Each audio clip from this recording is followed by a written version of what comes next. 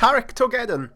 Who the hell is he? Why should you care? Well, in the opening trilogy of the Horus Heresy novels by Black Library, Tarik Torgeddon was the second company commander of the Lunar Wolves and subsequently the Sons of Horus, and he plays quite a prominent role in beating down some of the, less favourable characters in that series. He gives a right old tongue lashing to Lucius and especially Eidolon. I believe he berates Erebus, and he is described as ever the jokester. He was a man of mighty laughter and idiot tricks. And like anybody you feel some kind of connection with, some form of humanity displayed in the opening trilogy, he is, of course, gets decapitated. And we know this is a true death because his head flies from his shoulders. We don't have a building landing on him. We don't have any vagaries behind his death. He is dead, 100%. Kind of. That's a separate issue, but we'll come back to that. Okay, so I don't know what it is about the Sons of Horus and Sons of Horus collectors and the Mournival. When I started the Return to Isstvan project, it was to create a very tightly focused collection for myself to play a few games in and relive those opening black books. I joined the Horus Heresy community a little bit after, I think, book 4 launched, so I'd missed out on the original trilogy. I mean, they're coming out so thick and fast, I couldn't keep up. But no, the Sons of Horus and the Mournival, just something about them. They're so packed full of characters. The opening trilogy from Black Library, the thread of the storyline is essentially the thread of the Sons of Horus. Their transformation into what they become in the 41st millennium, and the adaptation, I guess, of Abaddon as a war chieftain to leader to finally War Master of Chaos. Of course, I had to recreate these characters. So the Mournival, if you don't know already, so the Mournival were the ruling class, or they were the closest confidants of Horus Lupercal. They existed both as a military and political organ of the Legion. So if Horus needed to shift something around in the Imperial war structure, but he didn't want to bluntly smash through it, he could use one of the Mournival to suggest, to cajole, to be his mailed fist inside a silken glove. So that's what these things were. That's what the Mournival were. And the original Mournival, at the time of Horus Rising, that was Tarik Torgeddon, Loken, Abaddon, and Little Horus Aximand. So I'll be recreating all of these characters in full for my Sons of Horus, and Torgeddon is the first conversion of the set. Character is known for his wry humour and cutting sarcasm.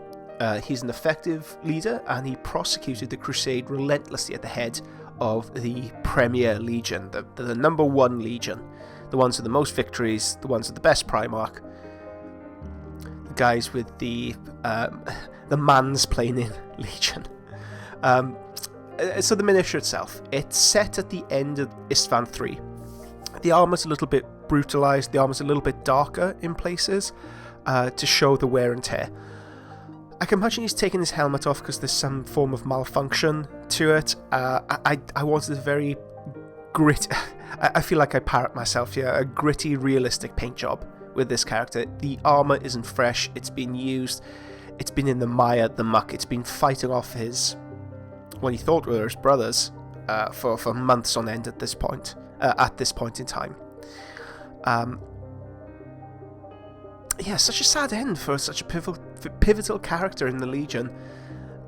With our recreation of the Isstvan campaign, I knew I wanted a Torgeddon to play out a dual scenario.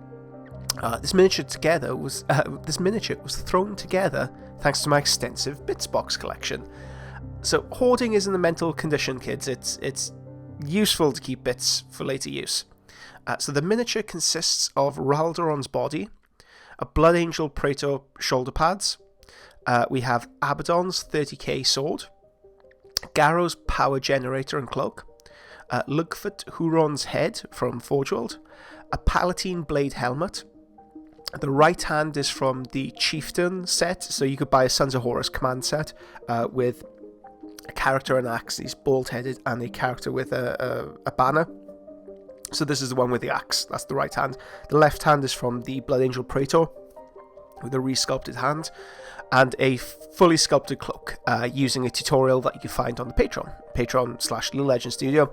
There's a full course on there how you can customize your miniature, how you sculpt fur, how you resculpt details of miniature, how you create these sorts of conversions.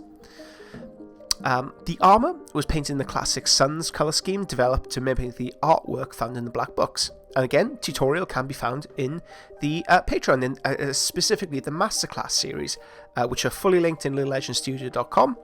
And I used the skin tone, which I'm tentatively calling Grimdark skin tone, found in the Abaddon tutorial. So why is it Grimdark? Well, it doesn't use any recognizable skin tones used by any manufacturer. It's not a case of, okay, I pick up Caucasian flesh or Indian shadow or dwarf flesh. No, we use kind of mustardy tones glazed with dark reds and greens. Unusual, I know, but it does give the impression of kind of like an ashen appearance to the skin, drained of blood and vitality, and it gives a more of a worn appearance to the skin. There are no official rules for this miniature, but the guys down under, the Mournival, who produced the Mournival rule sets, Oz 30k, they've created a wonderful fan-made supplement to Isstvan 3. So up on screen now you can see Tarik Torgeddon, captain of the 2nd Company of the 16th Legion. Might read as gobbledygook for any 9th edition players, but it's I think it's a nice kind of price point. It's a nice characterization. The earlier characters weren't really overly powered. They had minor advantages over their fellow captains, and I think this rule set reflects that very nicely. That's it. That's Tarik. That's Tarik Torgeddon. There are plans to recreate all members of the Mournival at the outset of the Heresy and beyond, and, well, in fact, I've been working with a rather talented sculptor to create an Aximand based on one of the pieces of artwork that exists out there. It's all hush-hush for now, but oof, it's going to blow you away when you see it. Okay, thank you so much for joining me on this diatribe, on this showcase, on this, I guess, reflection on this character. If you like these videos, it would really help out so much if you could hit that like button. Just do all the usual YouTube-y things to help grow the channel. I can produce more videos like this and hopefully branch out into actual tutorials and, hell, whatever you'd like to see. Okay, thank you so much, and I'll catch you next time.